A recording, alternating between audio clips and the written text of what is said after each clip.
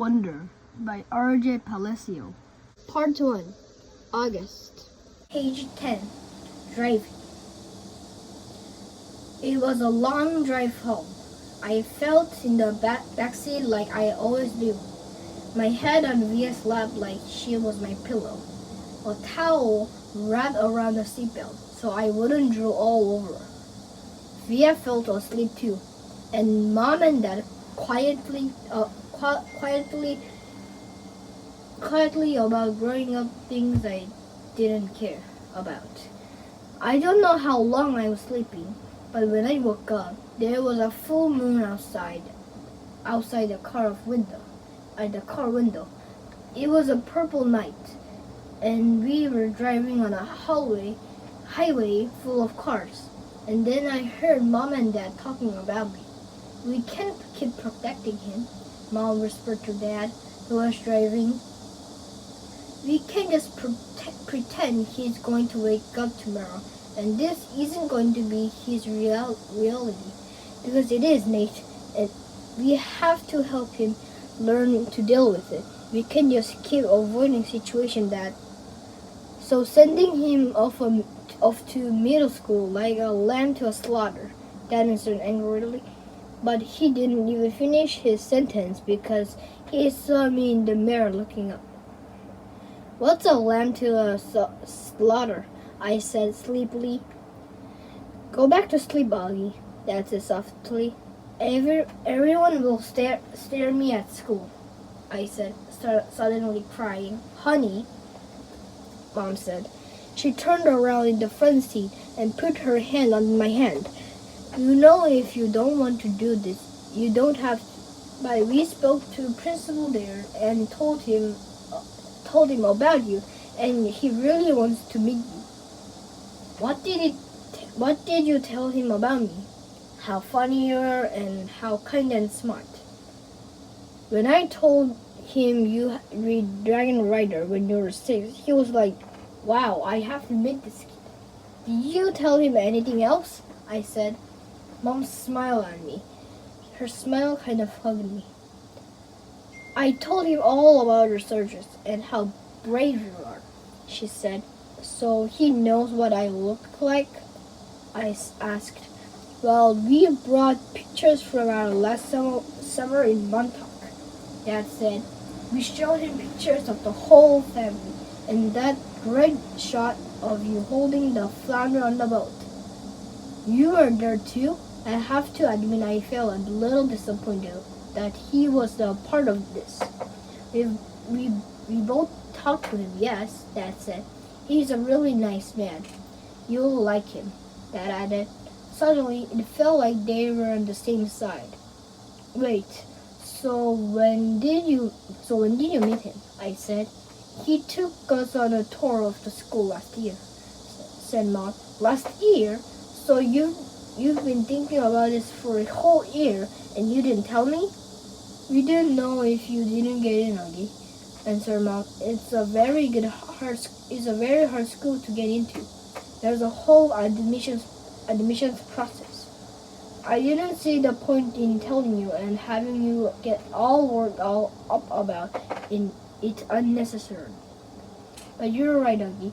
We should have told you when we found out last month that you got in, said Dad. In hindsight, sighed Mom. Yes, I guess. Did the lady who came to the house that time have something to do with this? I said. The one that gave me a test. Yes, actually, said Mom, looking guilty. Yes. You told me it was an IQ test, I said. I know, well, that was a white lie, she answered. It was a test. You needed to get to school You need to get into the school. You did very well on it, by the way. So you lied, I said. A white lie, but yes, sorry, she said, trying to smile. But when I didn't smile back, she turned around in her seatbelt and faced forward. What's a lamb to a slaughter? I said. Mom sighed and gave Daddy a look. I shouldn't have said that, Dad said, looking at me in the rear view mirror. It's not true. Here's the thing. Mommy and I love you so much. We want to protect you any way we can. It's just sometimes we want to do it in different ways. I don't want to go to school, I answered, folding my arms. It'll be good for you, Aggie, said Mom. Maybe I'll go next year, I answered, looking out the window. This year will be better, Aggie, said Mom. You know why? Because you're going to be in 5th grade, and that's the first year of middle school for everyone. You won't be the only new kid. I'll be the only kid who looks like me, I said. I'm not going to say it won't be a big challenge for you, because you know better than that, she answered. But it'll be good for you, Aggie. You'll make a lot of friends, and you'll learn things you'll never learn with me. She turned in her seat and looked at me. When we took a tour, you know what they had in their science lab? A little baby chick that was just hatching out of its legs. So it was so cute. Augie, actually kind of reminded me of you when you were a little baby with those big brown eyes of yours. I usually love when they talk about when I was a baby. Sometimes I want to curl up into a tiny ball and let them hug me and kiss me all over. I miss being a baby, not knowing stuff. But I wasn't in the mood for that now. I don't want to go. How about this? I don't want to go, I said. How about this? Can you at least meet Mr. Tushman before making up your mind? Mom asked. Mr. Tushman? I said. He's the principal, answered Mom. Mr. Tushman? I repeated. I know, right? Dad answered, smiling and looking at me in the rearview mirror.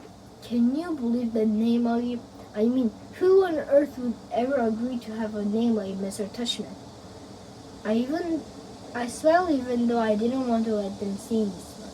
That was the 1% in the world who could make me laugh no matter how much I didn't want to laugh. That always made everyone laugh.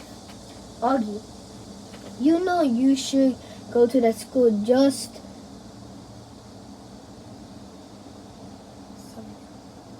so you can hear his name said over the loudspeaker. That's excitedly. Can you imagine how funny that could be? Hello, paging Mr. Tushman. He was using a fake high old lady voice. Hi, Mr. Tushman. I see you're running a little behind today. Did your car get rear-ended again? What a burn wrap. I started laughing, not even because I thought he was being that funny, but because I wasn't in the mood to stay mad anymore. It could be worse though. Dad continued in his normal voice. Mom and I had a professor in college called Miss Butt. My mom was laughing now too. Is that for real? I said.